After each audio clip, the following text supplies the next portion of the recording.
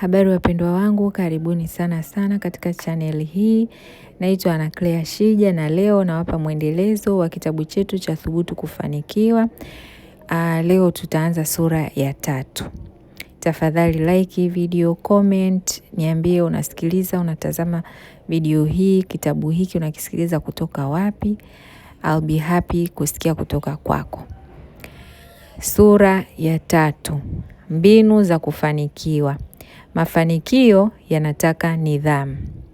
Ni dhahiri kwamba mafanikio yanahitaji nidhamu ya hali ya juu. Nidhamu inajumuisha mambo mengi: tabia zetu, matumizi ya muda, kupanga ratiba na kuifuata ratiba, aina ya watu tunaoshirikiana nao, nidhamu katika matumizi ya fedha na kujituma kwetu. Yote haya yanahitaji nidhamu ya hali ya juu ili kufanikiwa na kupata maendeleo. Nidhamu katika biashara yako kwa mfano, itakuwezesha biashara yako kukua kwa sababu kila kitu utakifanya ndani ya utaratibu na ndani ya muda mwafaka. Biashara utaifungua kwa wakati na kuifunga kwa wakati. Wafanyakazi watafanya kazi kwa bidii na mchango wao utaonekana na watakuwa wana mfano wa kuiga kutoka kwako mwenye biashara yako, namna unavyoenenda kwa nidhamu. Uzalishaji na tija itaongezeka wiki hadi wiki, mwezi hadi mwezi na mwaka hadi mwaka. Na kadiri uzalishaji utakavyoongezeka na vivyo hivyo mapato pia yataongezeka. Watakao kuwa na jukumu la kutafuta masoko, watafanya kazi kwa bidii na nidhamu na kwa uaminifu, na kwa hiyo biashara yako itakuwa zaidi na mafanikio yataonekana. Mfano mwingine ni nidhamu katika kazi ya kuajiriwa. Ni muhimu kuwahi kazini na kuhakikisha unatimiza majukumu yako kikamilifu na kwa uaminifu. Jitume kwa uwezo wako wote wakati wote. Kazi ya mtu haijifichi. Nidhamu yako na kujituma kwako kutailinda kazi yako siku zote na hatimaye utafanikiwa kwa viwango vingine vya juu zaidi. Inawezekana ukawa na malengo ya kutaka kupandishwa cheo kazini na umekuwa ukijituma kweli kweli ili lengo hilo lifanikiwe, lakini bado hiyo promotion hujaipata. Endelea na nidhamu ya kufanya kazi kwa bidii hata kama matokeo chanya unayoyatamani hujayaona. Kila juhudi unayoweka ni uwekezaji ambao matunda yake kwa hakika utavuna baadaye. Promotion yako inaweza kukawia, lakini ikija inaweza ikafululiza moja baada ya nyingine ndani ya muda mfupi sana. Huwezi kujua. Muhimu ni kuendelea kujituma. Kwa mfano, mbegu inapopandwa huchukua muda ili kuchipua, lakini hatuachi kuimwagilizia kwa sababu tuna uhakika tumepanda mbegu na tunajua ni katika kuendelea kuimwagilizia ndio itaota na baadaye kweli itaota. Vivyo hivyo hatupaswi kuvunjika moyo pale tunapofanya kazi kwa bidii bila kuona matokeo chanya kwa haraka. Tujue kuwa tunamwagilizia mbegu ambayo ni lazima itaota na kutuzalia matunda. Hiyo ni matokeo ya kuwa na nidhamu na uvumilivu. Kila eneo la maisha yetu linahitaji nidhamu, sio tu katika kazi bali hata katika kulea watoto kama ni mzazi au kushirikiana na wengine katika masuala mbalimbali. Nidhamu ni muhimu sana katika kujiletea maendeleo kwenye maeneo yote ya maisha yetu. Nidhamu inatufanya tuwe na mwelekeo chanya wa maisha. Watu wengi wanaharibikiwa katika maisha kwa sababu kubwa moja ya kukosa nidhamu ya maisha. Kwa mfano, wapo vijana wengi ambao bado wapo katika masomo yao, lakini badala ya kutii wakati na kujikita na masomo na jukumu la kusoma pekee, wanajikuta wanajiingiza katika mambo maovu yanayopelekea kushindwa kumaliza masomo yao. Na huo ndio unakuwa mwanzo wa kuharibikiwa kimaisha. Mfano mwingine ni kwa waajiriwa. Unakuta mtu amefanikiwa kusoma vizuri, akaajiriwa katika nafasi nzuri, lakini anajikuta anaingia katika mtego wa kuiba kwa kuiba fedha au mali za kampuni au mahali alipoajiriwa na kupelekea kufukuzwa kazi. Na huo ndio unakuwa mwanzo wa kuharibikiwa kimaisha. Lakini chanzo kikubwa kinakuwa ni kukosa nidhamu katika kazi na kutaka mafanikio ya haraka haraka.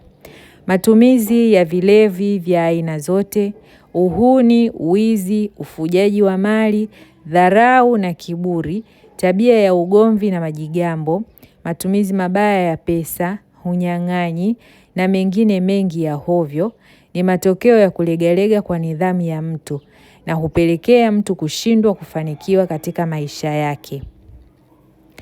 Tubaki wenye nidhamu wakati wote na kwenye mazingira yote na hakika tutafanikiwa. Fanya kazi kwa bidii. Kufanya kazi kwa bidii inaweza ikaonekana ni swala lililo wazi sana na linajulikana na kila mtu. Lakini ni muhimu kulizungumzia kwa sababu hakuna mbadala wa kufanya kazi katika kutafuta maendeleo na mafanikio. Fanya kazi kwa bidii lakini pia kwa maarifa. Ili tija ya kazi husika iweze kuonekana. Kubali kuumia kwa muda fulani huku ukitafuta kufikia malengo yako. Kazi zako lazima ziwekwe katika mpangilio maalum.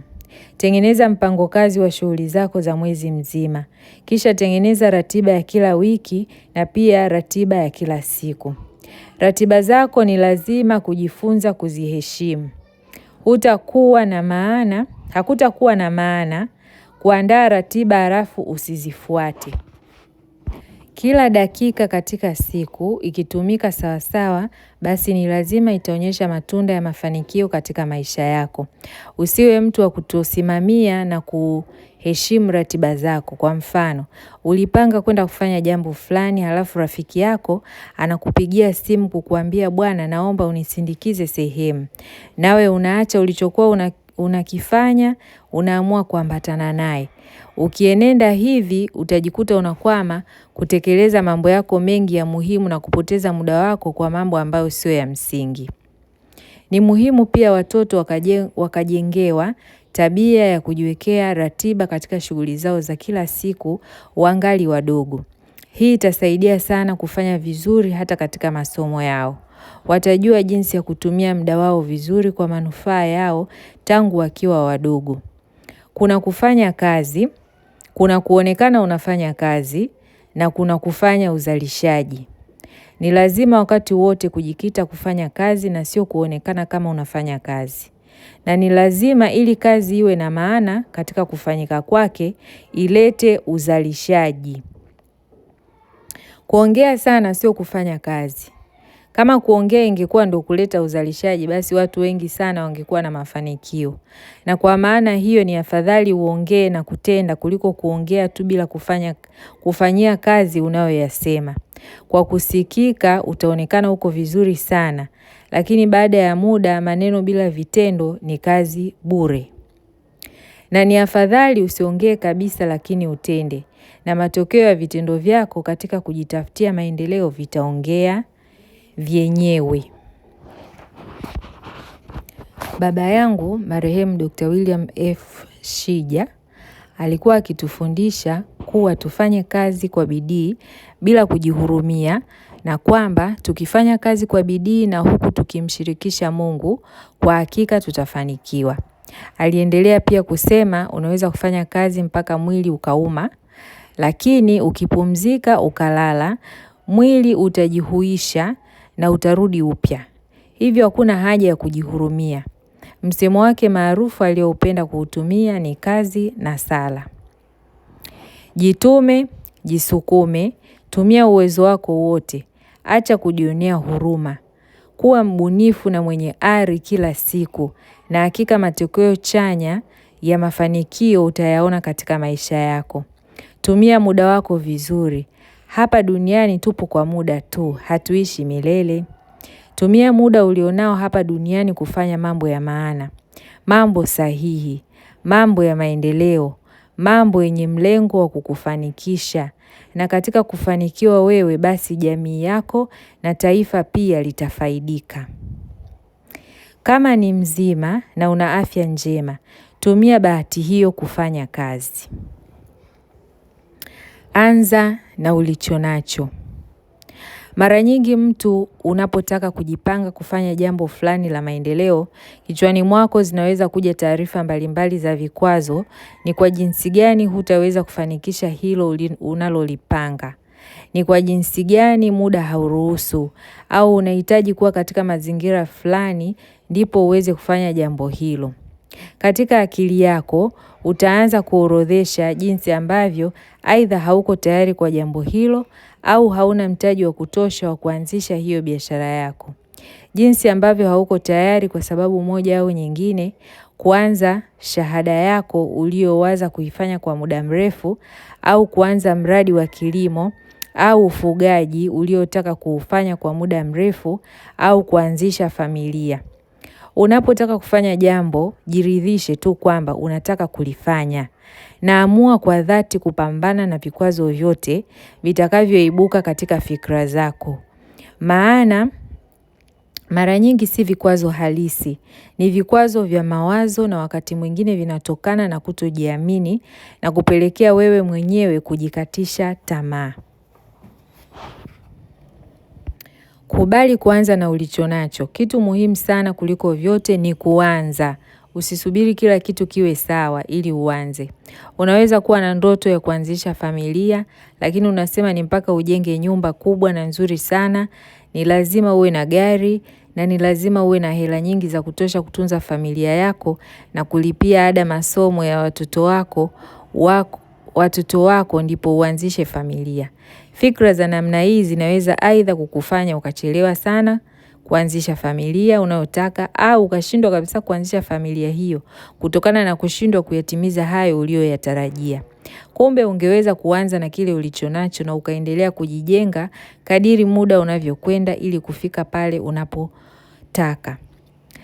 Inawezekana pia umepanga kuanzisha biashara ya kujiongezea kipato, na inawezekana unataka kumiliki biashara kubwa sana, lakini kwa sasa hauna mtaji wa biashara kubwa. Una mtaji kidogo. Badala ya kusubiri ufikishe mtaji mkubwa ndio uanze, anza na biashara ndogo na pambana na kuhakikisha hiyo biashara ndogo inakuwa kubwa kwa maono uliokuwa nayo mwanzoni. Kwa mfano, mimi kazi ya kwanza nilioanza kuifanya, pamoja na kwamba nilikuwa tayari na shahada ya sheria na shahada ya uzamili katika sheria za kimataifa, ilikuwa ni mhudumu wa wateja katika kampuni moja ya simu. Ilikuwa ni kazi ya zamu. Kuna zamu wakati mwingine ilikuwa ya usiku kucha. Sikuwa na wasiwasi kwa sababu nilijua hapa naanzia, ila kuna nafasi nzuri zaidi nitazipata kadiri ninavyoendelea. Kazi ya mwisho niliyofanya mpaka sasa ni mkurugenzi wa halmashauri. Kwa uwezo wa Mwenyezi Mungu ninaamini nitaendelea vizuri katika kufikia ndoto zangu. Usiogope kuanzia chini. Utakapoanza tayari huo ni msukumo tosha kukuwezesha kuyafikia yale malengo makubwa ulionayo. Tumia rasilimali zote katika mazingira yako kuanza, na kwa hakika utafanikiwa kwa viwango vikubwa zaidi, pengine kuliko ulivyotarajia. Haijalishi wapi unaanzia, ila wapi unataka kufika ndipo muhimu zaidi. Angalia kule unakokwenda, sio ulipo au unapotoka.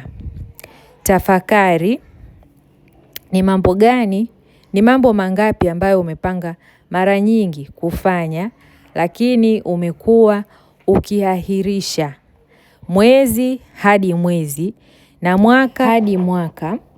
Umetafakari athari zinazoendelea kujitokeza kwa kuendelea kuahirisha kuyafanya mambo hayo? Umetafakari ni wapi ungeweza kufikia sasa hivi kama tu ungeamua kuanza? Ni mangapi ambayo umejichelewesha mpaka sasa? Changamoto unazoziwazia pengine kupita kiasi na kupita uhalisia wenyewe, ungeamua kuanza kufanyia kazi wazo lako, ungeweza kukabiliana nazo bila wasiwasi. Orodhesha mambo yote ambayo umekuwa ukiyaahirisha mara nyingi na jipange kuyaanza sasa, kwa sababu inawezekana kutofanya maamuzi hayo ndiko kunakosimama kati yako na mafanikio yako. Anza sasa, yaani anza tu, kwa sababu katika kuanza kwako unatengeneza njia na fursa zaidi za kuweza kufanikiwa katika yale unayotamani kuyafanikisha. Siri ipo katika kuanza. Anza. Heshimu mawazo yako na uyafanyie kazi. Kila kitu kinaanza kama wazo, yaani kila kitu. Kiti unachokalia, nyumba unayoishi, kalamu unayoandikia, simu unayotumia, kitanda unacholalia, jiko unalotumia kupikia chakula, kompyuta unayotumia, gari unaloendesha au kusafiria, pasi unayotumia kunyoosha nguo zako na hata nguo zenyewe, na vingine vyote unavyovifahamu na kuvitumia vilianza kama wazo. Watu walifanya ugunduzi na kuamua kutengeneza vitu hivyo. Walifanikiwa kwa sababu waliamua kuheshimu mawazo yao na kisha kuyafanyia kazi. Naamini mawazo ni zawadi kutoka kwa Mungu ya kutuwezesha kufanikiwa. Umewahi kuwaza mambo mazuri mangapi, lakini badala ya kuyafanyia kazi ukayapuuza na yakaishia kuwa mawazo tu? Mwaka huu usipite bila kulipa wazo lako pumzi ya uhai kwa kuamua kulifanyia kazi. Wazo ni mtaji. Kwa kuwa na wazo moja tu, mradi liwe ni wazo la maendeleo, unaweza kuishi maisha ya ndoto zako.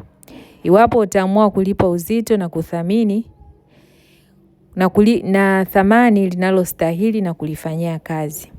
Unapopata wazo lolote la maendeleo, ili lisipotee bure, liandike kwenye karatasi, ili hata ukitaka kulirejea baadaye kwa tafakari zaidi, unaweza kulirejea bila kusahau.